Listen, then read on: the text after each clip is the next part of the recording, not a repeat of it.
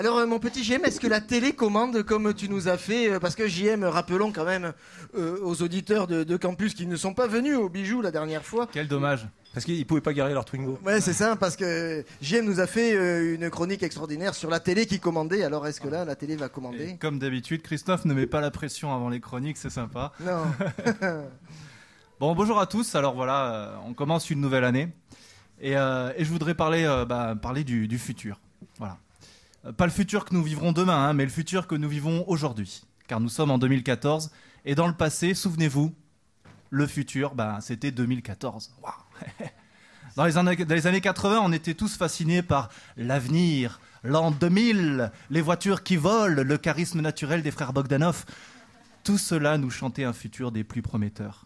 Un temps des cerises technologiques où tout serait possible grâce à la science. Alors, où en est-on aujourd'hui en 2014 ? Une crise économique et 7 saisons de Secret Story plus tard, comment l'homme a-t-il évolué ? Ben voilà, on y est. Notre futur présent n'a rien à voir avec celui imaginé dans le passé. Toutes ces fusées, ces robots, ces skateboards volants, c'est un peu comme une promesse électorale sur le non-cumul des mandats. Ce n'est jamais arrivé. Alors pourtant, il y a une chose qui a radicalement changé notre quotidien. Quelque chose que nous, les vieux, on a vu naître. Et nous, les vieux, ceux qui ont connu Casimir, la mode des pins et Voyage au top 50. Ça parle à pas mal de gens. C'est vraiment des vieux. Alors que vous, l'insouciante jeunesse, vous qui ne connaissez pas les Raiders, le club Dorothée, vous qui croyez qu'Arnold et Willy, c'est l'histoire d'un petit garçon qui apprivoise un orque, vous, l'insouciante jeunesse de 2014, vous êtes nés en plein dedans.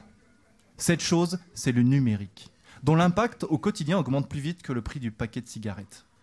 Ça a commencé avec les premiers ordinateurs, le Minitel, puis le Tam-Tam, le Tatou, le Nokia 3210 avec le jeu du petit serpent, les premiers modems, où l'on attendait fébrilement 13 minutes pour afficher une photo de Pamela Anderson. Oui, on s'en souvient, la larme à l'œil et le mouchoir à la main. Le numérique, c'est bien la révolution du futur que nous vivons à présent. Smartphones, réseaux sociaux et autres tablettes, nous sommes désormais tous connectés à défaut d'être concernés. Tous alignés à défaut d'être indignés. Liberté, égalité, que reste-t-il de nos zéros dans le monde 2.0 ? Alors oui, je sais, j'ai fait une liaison foireuse à que reste-t-il de nos zéros. Voilà, bon. Mais bon, que nos amis profs de français nous pardonnent, tel un Zibéri de la chronique, je me permets quelques écarts avec la langue française pour atteindre mon but. Alors, dans ce grand réseau, de ce grand réseau qu'est le web, est née une nouvelle notion du partage. D'un simple clic, on peut partager ses idées, ses créations, ses richesses. Le partage des richesses dans le monde réel, c'était de grands idéaux, tels que le droit au logement, le salaire minimum et la sécurité sociale. Le partage des richesses du monde 2.0, ce sont de grandes vidéos, telles que le chat dans la chaussette ou le panda qui pète. Ah, il y a un panda qui pète ? Ouais. Ah, j'ai pas vu ça. Oui, vous avez pas. compris. Ouais, vous avez compris. Internet, c'est un accès universel et quasi instantané au savoir que Diderot n'aurait pas imaginé même dans ses rêves les plus fous. Un outil inespéré qui a permis, par exemple, à 1 882 715 144 êtres humains de découvrir et d'apprendre la définition du Gangnam Style. Gangnam Style. Oui, exactement. Ah oui, j'étais pas.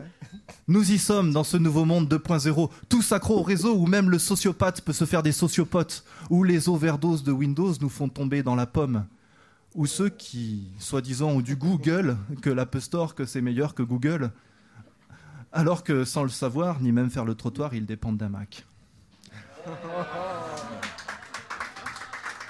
Ce monde où, tels de jeunes amants, sous la couverture du réseau, on recherche frénétiquement le point 3G pour s'adonner aux likes et autres plaisirs du share.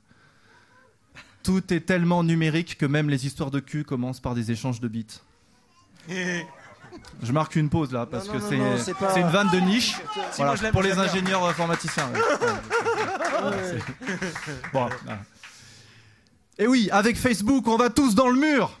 Bourré à une soirée, photo publiée, réputation flinguée, le post, on a tous à y gagner.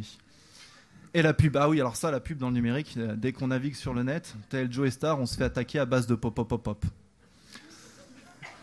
C'est pour les ingénieurs informaticiens qui aiment le hip-hop, ça c'est encore plus un marché de niche. Christophe n'a rien compris à celle-là. Il y en a qui comprennent. Et ça me révolte. On nous propose des méthodes miracles pour perdre du poids, gagner au poker, investir aux bourses, lire l'avenir ou même agrandir sa Pardon. Oui, pardon. Ça marche pas ? Non, je Pas me pour calme tout le parce monde, que c'est sinon ça. je vais finir par devenir iPhone. Ouais.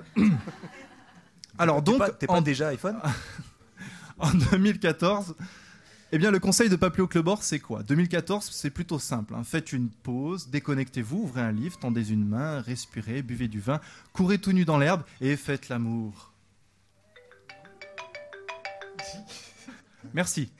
Bravo. Ah non, mais pour de vrai, il va chercher sa musique dans son téléphone. hein, c'est C'était fou, ça, quoi. l'effet spécial. Ah non, mais... Alors on a essayé de...